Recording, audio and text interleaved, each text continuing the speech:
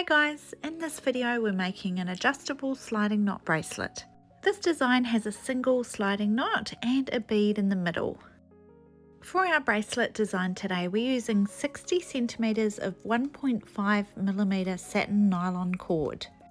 We also have a beautiful glass bead with a large hole. So whatever size bead you're using, that hole has to be big enough to fit over your thread. So first up, we place our bead onto our thread, pulling that bead down to the middle. Now it's up to you. If you did want to have your bead just floating in the middle of your bracelet, that's okay too. Then it would be a little bit loose and sort of have some movement there. I like to secure mine in place with a knot on each side of the bead. So to do that, we place the ends together and pull that bead down to the other end till it sits perfectly in the middle.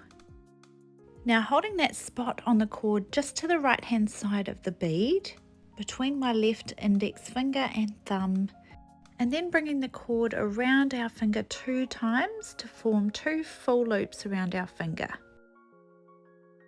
Now gently removing the loops and bringing the end of our cord around to place it down both loops, pulling it out the right hand side. And now gently working this knot down nice and tight onto that spot. Once that's tight, we can slide the bead up against the knot, pushing it against the knot as well to make sure it's tight, and then swapping our bracelet onto the opposite side so we can repeat the same knot. So holding just to the right of the bead between our left index finger and thumb. Bringing that cord around our finger 2 times to create 2 full loops around. Gently removing the loops from our finger and bringing our cord around to place it down both loops. Pulling it out the right hand side. And this time we're gently going to work this knot tight so that it sits right up close next to the bead and holds it secure in the middle between the 2 knots. Pulling that knot nice and tight, and you should have something that looks like this. You want it to be quite tight so that that bead doesn't have a lot of movement there. If you're happy with that part of your design, then we can move on to the sliding knot. Now I like my cords to be even, so I just pull the threads up off the bead and cut that longer one off so that they're an even length. Now we lay our bracelet cord down on the table to form a loop with this left side cord on the top. Now our actual bracelet loop here, I find it's best to have it sitting at a small bracelet size. So keeping this bottom circle quite small because it will get bigger as we tie our sliding knot. Now picking our bracelet up, again holding it between our left index finger and thumb. Now with this top cord, we take it down the back and around our finger. And again for a second loop. And again for a third loop as well.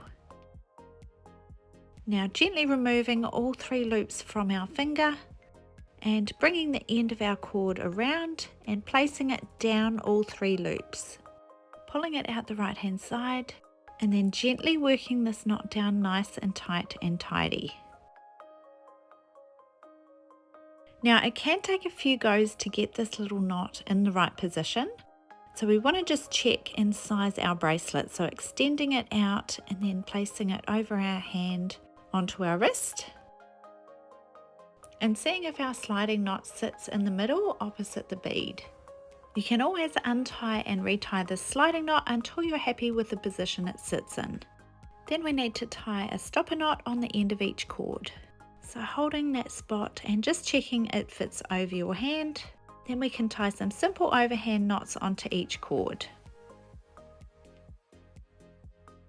So bringing our cord around to form a loop, bringing the ends through the loop and pulling those knots down nice and even onto each cord. Cutting the ends off just outside the knots and singeing with a lighter so they don't fray.